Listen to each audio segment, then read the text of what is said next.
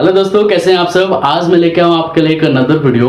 दोस्तों, आज का जो वीडियो है काफ़ी इंपॉर्टेंट होने वाला है, क्योंकि आज जो है मैं आपको विद प्रूफ दिखाने वाला हूँ कि क्या होता है अगर हम एक पर्सनल लोन का पेमेंट नहीं करते हैं और जो पर्सनल लोन लेते वक्त जो हमने बैंक में चेक दिया था, तो क्या उस चेक को बाउंस करा के हमारे ऊपर कोई लीगल एक्शन लिया जा सकता है। तो वही आज मैं आपको बताने वाला हूँ, विद प्रूफ आपको दिखाऊंगा भी। आप ही में से काफी सारे लोग ये सवाल भी पूछते हैं मेरे को, इंस्टाग्राम पे काफी लोग फॉलो करते हैं, वीडियो के नीचे भी कमेंट करते हैं कि सर जो मैंने बैंक में जब लोन लिया था, मतलब बैंक से जब लोन लिया था, तो उस केस में जब मैंने 2-4 चेक जो बैंक को दिए थे, तो क्या उसको जो है बाउंस करा के मेरे ऊपर लीगल एक्शन लिया जा सकता है। मैंने जो है 3-4 महीनों से पेमेंट नहीं की है अपने क्रेडिट कार्ड का या पर्सनल लोन का।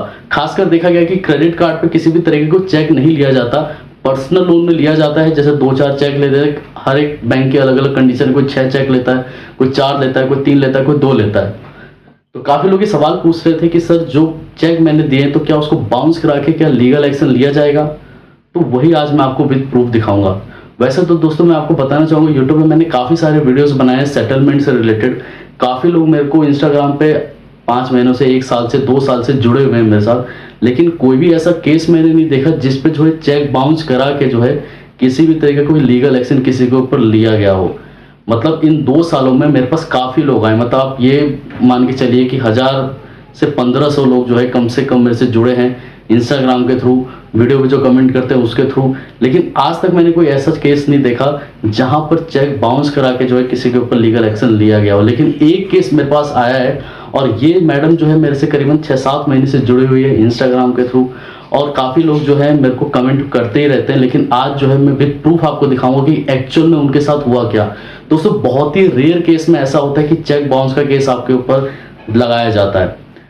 ज्यादातर जो होता है केस 99% जो है सेटलमेंट हो जाता है, लेकिन कुछ केसेस ऐसे होते हैं जहां पर जैसे मान के चले कि कोई पेमेंट नहीं कर पा रहा है, वो तो बात अलग है, लेकिन सेटलमेंट अमाउंट भी पे नहीं कर पा रहा। सेटलमेंट अमाउंट पे नहीं कर पा रहा है, फिर भी वो कॉल रिसीव नहीं कर रहे हैं या किसी भी तरीके से बैंक से कांटेक्ट करने की जरूरत भी नहीं कर रहे, तो उस केस में प्रॉब्लम हो जाती है। मैंने हर एक वीडियो में अपने बताया कि एटलीस्ट अगर आपके पास पेमेंट नहीं है तो उनके कांटेक्ट में रहिए, उनको बताइए कि एक्चुअल में क्या प्रॉब्लम है। जाहिर सी बात है वो समझेंगे नहीं, लेकिन आप उनके कॉन्टेक्ट में कंटिन्यूटी रहेंगे तो सही रहेगा। हैरेस करते हैं, मैं आपको ये बोलूंगा कि अगर आपके पास दिन में 10 कॉल करते हैं तो एटलीस्ट एक रिसीव कीजिए, 1 या 2 कॉल ज्यादा से ज्यादा रिसीव कीजिए आप। अगर आप बिल्कुल ही गायब हो जाएंगे तो उस केस में आपको प्रॉब्लम हो सकती है। अगर कोई भी केस ऐसा होता है जहां पर आपकी गलती, आप पेमेंट नहीं कर पा रहे हैं, 2-4 महीने हो चुके हैं, तो एटलीस्ट आप बैंक के टच में रहिए और कोशिश कीजिए कि सेटलमेंट हो जाए। अगर पेमेंट आपको यहां वहां से कहीं से हो रहा है तो आप पेमेंट करके छुटकारा पा लीजिए। लेकिन अगर आपका पेमेंट नहीं हो पा रहा है, आप सेटलमेंट कर सकते हैं। जहां पर आपने 1 लाख रुपए खर्च किया है वहां पर 40-50,000 में आप सेटलमेंट कर पा रहे हैं तो सेटलमेंट कर लीजिए। सेटलमेंट में भी आपको कुछ ऑफर दिया जा सकता है, जैसे आपको 3 महीने बोलेंगे कि 3 महीने में आप पे कर दीजिए, 6 महीने, मैक्सिमम 6 महीने के लिए आपको जो है ऑफर दे देती है। वो डिपेंड करता है कि अमाउंट कितना है।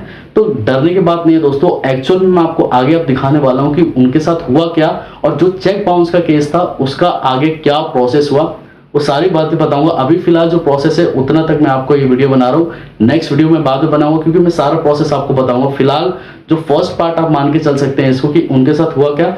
नेक्स्ट जब वीडियो में बनाऊंगा तो उसमें सारी बातें बता दूंगा एक्चुअल में उस केस का हुआ क्या। तो चलिए दोस्तों स्टार्ट करते हैं। तो दोस्तों, जैसा कि आप अपनी स्क्रीन पे देख पा रहे हैं, ये मैडम पिछले 5 से 6 महीनों से मेरे साथ इंस्टाग्राम पे, व्हाट्सएप से जुड़ी हुई हैं। इनका पहले मैं आपको सिनेरियो समझा देता हूँ ताकि आपको सारी चीज़ें क्लियर हो जाए। मैं ज़्यादा टाइम आपका नहीं लूँगा, लेकिन ये वीडियो थोड़ा इंपॉर्टेंट है आप ही के लिए, ताकि आपको भी फ्यूचर में कोई प्रॉब्लम ना हो। अगर इस तरीके का कोई लेटर आता है तो आप घबराएं ना। सबसे पहले इनका सिनेरियो मैं आपको समझा देता हूं। यस बैंक से इन्होंने पर्सनल लोन लिया, 4 बैंक को चेक दिए थे लोन लेते वक्त, लेकिन पिछले 5 महीने से पेमेंट नहीं कर पा रहे थे, ईएमआई नहीं जा पा रही थी। बैंक ने काफ़ी प्रेशराइज किया, सेटलमेंट के लिए भी बोला, लेकिन कुछ प्रॉब्लम की वजह से पेमेंट नहीं कर पाए। जाहिर सी बात है दोस्तों कि सेटलमेंट कराने के लिए भी उतना पैसा होना चाहिए, तभी आप सेटलमेंट भी करा पाएंगे। इनको एक लेटर आया, जो आप देख सकते हैं कि 9 जून को एक लेटर आया। इनको बोला गया कि आपको जो है अपने नियरेस्ट पुलिस स्टेशन में जाना है और कोई पाटिल सर है उनसे मिलना है 21 जून से पहले। अगर आप 21 जून से पहले नहीं मिलते हैं तो आपके ऊपर अरेस्ट वारंट इशू कर दिया जाएगा और 5,000 रुपीज़ पे करके आपको बेल लेनी होगी। तो यहाँ पर मेन प्रॉब्लम क्या है दोस्तों कि इन्होंने जो है जैसे पेमेंट नहीं किया तो मिनिमम जो पे कर रहे थे तो बैंक उससे सेटिस्फाइड नहीं था कि मेरे को जो है मिनिमम नहीं चाहिए, आप टोटल पेमेंट कर दीजिए या सेटलमेंट करा लीजिए। तो यहाँ पर कुछ प्रॉब्लम आ गई, तो बैंक ने जो है उससे पहले ही इनको जो है एक तरीके से चेक बाउंस का केस कर दिया इनके ऊपर, और बोला गया कि आपको 21 जून से अपने नियरेस्ट पुलिस स्टेशन में जाना है। मतलब कोर्ट से बैंक ऑर्डर लेके इनके ऊपर एक तरीके से अरेस्ट वारंट का इशू करा दिया।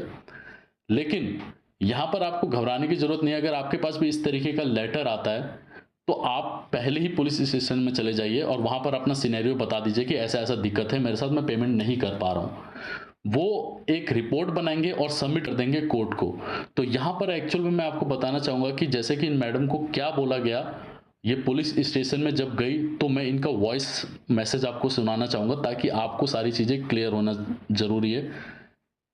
इन्होंने बोला कि मैं आपको जो है सारा सिनेरियो समझा दूंगी, लेकिन फिलहाल जो है मैं पुलिस स्टेशन जहां पर गई थी तो वहां पर मेरे साथ क्या हुआ वो मैं आपको सुनाता हूँ। आई आस्क्ड द पुलिस वो 5000 क्यों पे करना है, देन ही सेड मैडम आपको पे नहीं करना है, लेकिन अगर आप 21 का मेरा डेट था ना, 21 जून से पहले मुझे पहुंचना था। अगर वो मैं पे नहीं करती ना, मतलब मैं 21 से पहले नहीं पहुंचती तो मुझे अरेस्ट कर देते एंड देन बेलेबल वारंट, मतलब 5000 पे करके मेरे को छुड़ाना था। बट मैं तो पहले चली गई ना। सो रिपोर्ट्स में ऐसा दिखाया वो पाटिल सर ने कि मैडम ने पे कर दिया है, उसको बेल पे उन्होंने रिलीज किया, ऐसा उसने नोट बनाया एंड उससे मेरे को वो लेटर वेटर सब दिखाया क्योंकि वो उसको कोर्ट में सबमिट करना है। सो मुझे वही उन्होंने बोला कि आप अभी येस बैंक से बात करो जल्द से जल्द, क्योंकि आप मिनिमम बैलेंस पेमेंट तो कर ही रहे हो ना हर महीना। तो देखो मैडम, हम लोग को तो फॉलो करना पड़ता है जो भी कोर्ट से नोटिस आता है। सो गोइंग फर्दर फटाफट बात कर लो, सेटलमेंट का जो भी अमाउंट है वो कर लो and start paying the amount, installment facility मिलेगा। Plus he also said that going further सारे बैंक्स लोग अभी यही कर रहे हैं क्योंकि बहुत सारे डिफॉल्टर्स निकल रहे हैं ना, पब्लिक पैसे लेके भाग रही है, एड्रेस चेंज हो रहा है, बहुत सारी चीजें निकल रही है। सो डायरेक्ट अभी है ना बैंक वाले कोर्ट से बात करके है ना ऐसे ये बेलेबल वारंट उनके नाम पे निकाल रहे हैं, पुलिस को इन्वॉल्व कर रहे हैं because they don't have any other options. So they started with yes bank, अभी धीरे धीरे HDFC, ICICI बैंक बहुत। तो दोस्तों जैसे कि आपने सुना, ये मैडम ने बोला कि काफ़ी सारे ऐसे फ्रॉड्स आजकल होने लगे हैं। मतलब फ्रॉड्स तो नहीं बोल सकते, लेकिन जहाँ पर मजबूरी हो गई, लोगों को पेमेंट नहीं कर पा रहे हैं। काफ़ी लोग ऐसे मैंने जो फ्रॉड बोला, काफ़ी लोगों को बुरा लगा होगा, लेकिन मैं फैक्ट बताना चाहूँगा कि काफ़ी सारे ऐसे केसेस भी आते हैं। मेरे को खुद जो है इंस्टाग्राम पे काफ़ी लोग कहते हैं कि मैं पेमेंट नहीं करूँगा तो मेरा क्या हो सकता है, ज़्यादा से ज़्यादा मैं लोन ले लेता हूँ, मैं पेमेंट नहीं करूँगा। तो ऐसे लोग जो फ्रॉड करते हैं तो उनके साथ तो होना ही चाहिए, लेकिन जहां पर मजबूरी आ जाती है, तो अगर आपके साथ कुछ ऐसा होता है तो आपके पास अगर कोई लेटर आता भी है तो आप डायरेक्टली पुलिस स्टेशन चले जाइए, वहां पर सिनेरियो समझा दीजिए। मैडम ने क्या बोला कि मैं 21 तारीख से पहले पहुंच गई, उन्होंने फाइल सबमिट कर दी कोर्ट में और जो भी सिनेरियो था वो बता दिया। अब इससे क्या होगा दोस्तों, ये हुआ क्यों कि कम से कम कस्टमर के मन में डर बैठेगा, बोलेंगे कि यार पुलिस स्टेशन में बात चली गई, अब तो मेरे को कहीं ना कहीं से पे करना पड़ेगा। तो सबसे ज़्यादा मैं लोगों को यही बोलता हूं कि अगर पेमेंट है तो कर दो, अगर पेमेंट नहीं हो पा रहा है तो ये कोशिश करो कि सेटलमेंट कराओ और सेटलमेंट अमाउंट को इंस्टॉलमेंट करा लो। अब जैसे कि मैडम ने भी बोला था कि आप जो है EMI फैसिलिटीज़ आपको मिलेगा, तो यहाँ पर भी आपको मैं बताना चाहूँगा कि सेटलमेंट केसेस में भी आपको EMI फैसिलिटीज़ मिल जाती है, जहाँ पर आप मैक्सिमम 6 महीने तक का आपको टाइम देती है बैंक आपको पेमेंट करने के लिए। और जैसे कि मैडम ने बताया कि आजकल जो है बैंक इस तरीके का हथकंडा अपना रही है, क्योंकि देख लिया रिकवरी एजेंट को भेज के, थर्ड पार्टी रिकवरी एजेंट को भेज के देख लिया, लेकिन कस्टमर जो है पेमेंट नहीं कर पा रहे हैं, तो ये एक तरीके का कोर्ट से ऑर्डर लेके और आपको इस तरीके का बताया जाता है कि आपको नियरेस्ट पुलिस स्टेशन में जाना है। 2 तरीके के लेटर आपके पास आते हैं। काफ़ी बार देखा गया कि कोर्ट में बोलते हैं डायरेक्टली आ जाओ, तो जहाँ पर ऐसा बोला जाता है कि डायरेक्टली कोर्ट में आ जाओ तो वहाँ पर जाने की कोई ज़रूरत नहीं है, टेंशन लेने की ज़रूरत नहीं है। लेकिन कभी भी इस तरीके कोई लेटर आए जहाँ पर बोला जाता है कि आपको नियरेस्ट पुलिस स्टेशन में जाना है और इनसे मिलना है और इस डेट से पहले, तो सबसे पहले लाख काम छोड़ के आप वहाँ पर पहुँचिए, वहाँ पर बताइए कि क्या सिनेरियो है, ताकि पुलिस जो है आगे कोर्ट में बता सके कि हाँ ये मेरे को मिला था, इन्होंने मेरी सारी बातें मेरे को बताई, वो सारा फाइल बना के वो कोर्ट में सबमिट कर देते हैं। लेकिन जहां पर अगर आप गायब हो जाते हैं तो उस केस में, जैसा कि मैडम ने खुद बोला कि अगर मैं 21 के बाद जाती या 21 के बाद नहीं जाती तो उस केस में जो है मेरे ऊपर एक तरीके का अरेस्ट वारंटी इशू कर देते हैं, तो वहाँ पर दिक्कत हो जाती है। तो इसलिए जो है अगर आपके पास इस तरीके का लेटर आता है तो सबसे पहले आप जो है पुलिस स्टेशन में जाके एक तरीके से सरेंडर कर दीजिए। और वैसे भी डरने की कोई ज़रूरत नहीं है दोस्तों, कुछ नहीं होता है, आपने कोई क्राइम नहीं किया है यहाँ पर। आपने जो है एक लोन लिया, जाहिर सी बात है कि आपने 2-3 साल उसका टाइमली पेमेंट किया, लेकिन जैसे कोविड की वजह से या कोई भी प्रॉब्लम आ गई तो उस केस में डरिए बिल्कुल नहीं। 4 से 5 महीने का ये खेल रहता है। सेटलमेंट का ऑप्शन इन मैडम को भी मिल रहा था कि आप सेटलमेंट करा लो, सेटलमेंट करा लो, लेकिन सेटलमेंट कराने के लिए भी वो पैसा होना चाहिए। तो आप ये कोशिश कीजिए कि जल्दी से जल्दी इससे पीछा छुड़ा लीजिए, अपने फ्रेंड से अरेंज कर लीजिए या अपने गोल्ड लोन लेके जो है इससे पीछा छुड़ा लीजिए। और कोशिश कीजिए दोस्तों कि कोई लोन ना ही ले फ्यूचर में।